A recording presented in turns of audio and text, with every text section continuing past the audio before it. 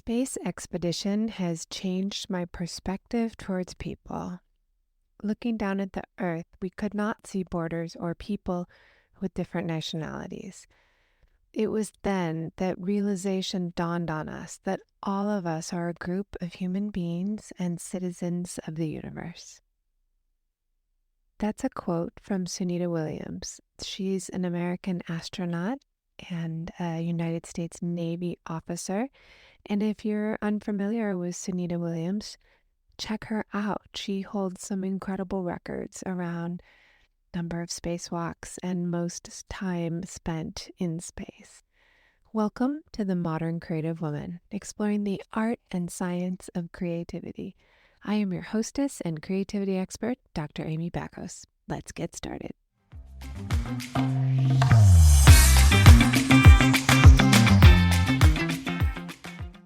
Hello, Modern Creative Woman. I am in New Orleans.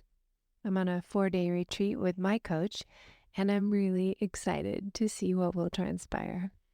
And you all know I have a happiness psychologist and I have a coach.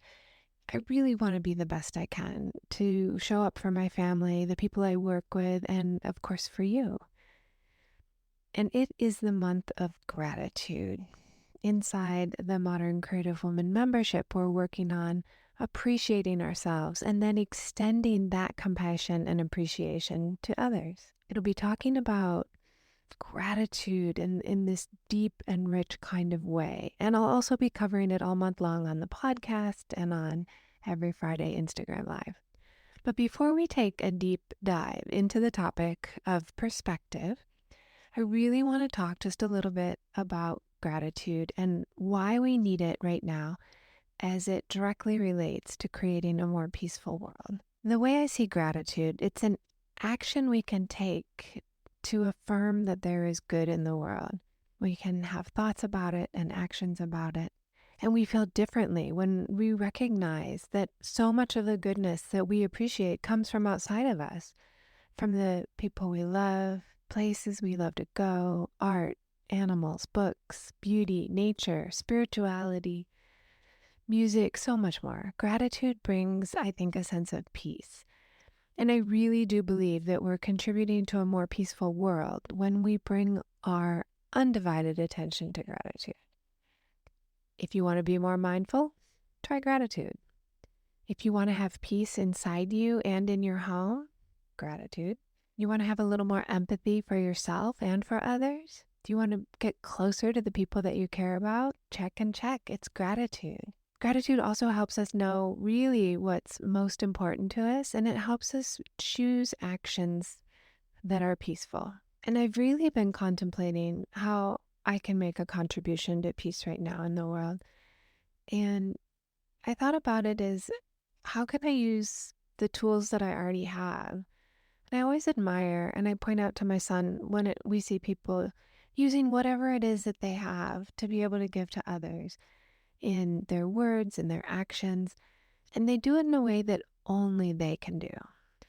I've definitely been meditating on gratitude and researching it to prepare for this month, and I decided I could give what I do best, a little bit of writing, a little bit of teaching. So I created a 21-day gratitude challenge. All you have to do is be grateful for 21 days this month. I created this really cool journal for you. It's beautiful. It has some inspiring quotes and a few art activities, and it's got a 21 days of gratitude that you can write about.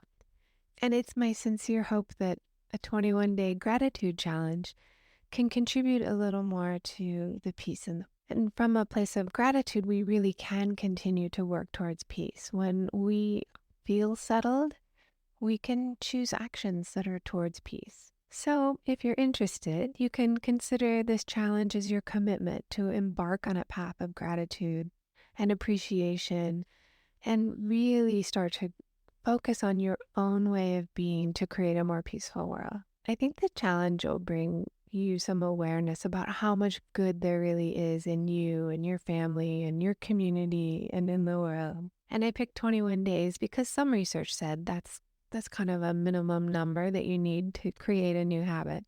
And I had originally thought of doing a month of gratitude, but I thought that might feel like too much pressure for us busy women.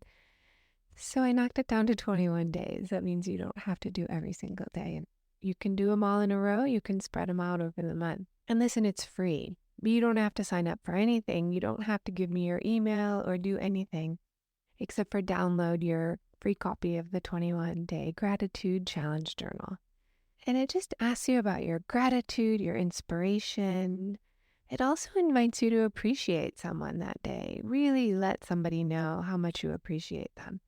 And this is so much fun. It's really super cool to tell someone how grateful you are for them. Here, I'll show you. I am so grateful that you're here listening to the Modern Creative Woman podcast. I'm sitting alone in my office, and it makes me so happy each week when I check my stats and I get to see that you were here. Makes me really happy. And of course, I'm always glad to be in such good company of women who are looking to make the world a better place through creativity. That feels good. So I really want to inspire you to increase your gratitude, and it's so easy. You can focus your mind the way you want, focusing on peace, focusing on making that kind of difference inside you and in your home. It's the key to peaceful and more loving relationships. So how do you get it? Just hop on over to moderncreativewoman.com/21-day gratitude challenge. That's really long, but you can just find the link in the show notes here. I would also love if you could pass the gratitude challenge workbook along to other women who you know who want to work towards their own inner and outer peace, who are concerned with what's happening in the world, and they want to begin at the beginning with themselves. So you can also tell someone every day that you're grateful for them. You can share gratitude on your social media, add it into your emails and your texts. Just be grateful in your language. It can make a huge difference for you and for the person who's reading it. I'm going to use the hashtag modern gratitude. And so if you're inspired to share on social media, just hashtag modern gratitude. And I really hope you enjoy writing and making art every single day. You can savor your moments of gratitude and pass it on. So let's take a university level deep dive into this idea of creative synthesis. And this is all about perspective taking. And wisdom and perspective are a really important character strength that we can develop over time. It's not just a choice that we take a perspective and have a perspective. It's really by design in our brain that we have perspective. And I promise this will all come back to gratitude in the end. So I came across the idea of creative synthesis. It was first mentioned by Wilhelm Wundt in 1862. He was already thinking about this. He's a German philosopher and a professor and one of the fathers of modern psychology. And Wundt was a person who distinguished psychology as a science that was different from philosophy or biology. He's the first psychologist, or the first person to call himself a psychologist. And he was so interested in looking at different kinds of consciousness and trying to sort through if there were any universal laws that might govern our consciousness. And he postulated this one idea about perception that fits so well with what we're talking about. So instead of thinking of color or a physical sensation or a spoken word as literal truths from the external world, he understood that these factors are known by us in a subjective way. For example, color is not interpreted as the actual truth of what we see, but rather it's our perception of this external stimuli and how it enters into our eyes and is recorded there. So when we see a flower, we perceive it as a certain color. And this relates to subjectivity, relativity. It's all about individual experience. And so this is the concept of creative synthesis. And Wundt expanded to include the idea of the subjective experience was related to our emotion and our motivation. So he really understood that we were wearing a lens. We could see things through our own perspective that perhaps weren't what everyone else could see. And Wundt viewed the mind as, he described it, active, creative, dynamic, and volitional. So if you think back to how Freud believes that our personality is created by the first 5 years of life, called determinism. And our personality is determined by these formative years. Now, Freud knew that we can change our personality through his process, psychoanalysis. So when one says that our mind is volitional, he's talking about being creative, but it's not totally free or coming out of nothingness, that there's this incredible context. It's our first 5 years of life, plus all the rest of our subjective experiences since then, that we ourselves are our context. So those acts are creative, but they're not totally free. So behind every creative act, there are essentially mental laws that he described that acted on the consciousness. And we call these like contextual sciences now in psychology. And acceptance and commitment therapy, which is the approach I use, is considered a contextual science. And here's the gist. You are the context for your life experiences. There's part of you that has seen everything, survived your worst days. But the part of you that has seen your whole life, you are the context for all these things that are happening. So let's return to that idea that our external experiences are creative and subjective. If you think of your sensory organs, right? Your sense of taste, touch, smell, hearing, it can all be described endlessly in physics and biological sciences, but they can't really capture the psychological quality of hearing something. It can't capture something like, oh, that tastes sweet, or, oh, this book is heavy. Science can't really describe the experience of looking at cerulean blue. Science makes an effort to understand that by understanding the brain as it is taking in this information. There's no like qualities in physics that relate to perception in the same way. There's not like red or green or blue in science, that we understand that the experience of redness, is really a phenomenon created by the cortex of our brains. A musical quality, the flavor or texture of orange juice, the familiarity of a face. So all of that is really this rapid creative synthesis, and it can't at all be explained by just summing up a few things. It's a very complex process by which we receive and perceive information from the world. Now, a key feature of creative synthesis is that our mental capacities are so much more than the sum of their parts. You might be familiar in terms of Gestalt psychology. Now, in all types and combinations of life, the product is always more than the sum of the different parts. What we get is something new altogether. Like a family, it's not just you and the other people in your family. It's a totally different, greater thing when everybody is together as a family. It works at jobs too. It's not just the sum of each person. It's the collective of everyone working together. Your living room is not just the sum of each piece of furniture in there. It's a whole environment. If you look at a painting, it's so much more than just a brushstroke upon brushstroke. If you've ever made a collage, the resulting collage is so much bigger than just the sum of the pictures that you glued on the paper. So essentially the sum, that thing that is greater, is creative in every aspect. There's a real novelty and creativity to these higher cognitive operations. It happens outside of us, like with families, work, art, but it happens inside our brain as well. The sum of our experiences is so much more than just the first 5 years of life. It's so much more than the flower we're looking at. It involves so many things that make our perspective really unique. We put all that together from our unique perspective, and we have created the vision of how we're interpreting things. And we can create something really lovely or something really terrible, depending on how we perceive ourselves and others and how we perceive what's happening around us. I think the best news is we have choice about how we want to perceive things, and we can take action to perceive things in a different way.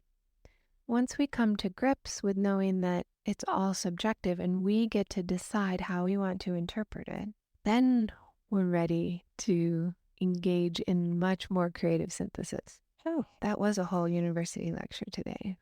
So let's get down to really the practical magic of creativity here. So, based on the science and psychology I just described with creative synthesis, you now know that you have a subjective experience and interpretation of everything around you, of your thoughts, your feelings, your bodily sensations, of your environment, of the people around you. Your experience of it is completely unique to you, and so is everyone else's experience. So here's a little experiment that I would love for you to conduct and then tell me how this works for you. Go find a picture of something that you've already seen before.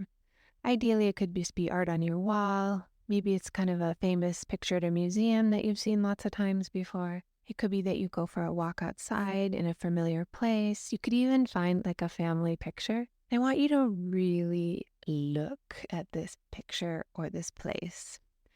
You can set your timer for 2 minutes, or you can play a relaxing song that does not have any words that lasts about 2 minutes. I like to do that instead of the timer. So all you have to do is focus on what you're looking at. You can start with a color and really explore the depth of that color. You can look at kind of the nuances of shape, any subtle changes in light or texture or dimension, anything that influences your experience of the image. Maybe you're looking at a picture of someone in your family and you're really looking at their face. And at the end of those 2 minutes, just notice what you saw new this time that was different from what you had noticed before.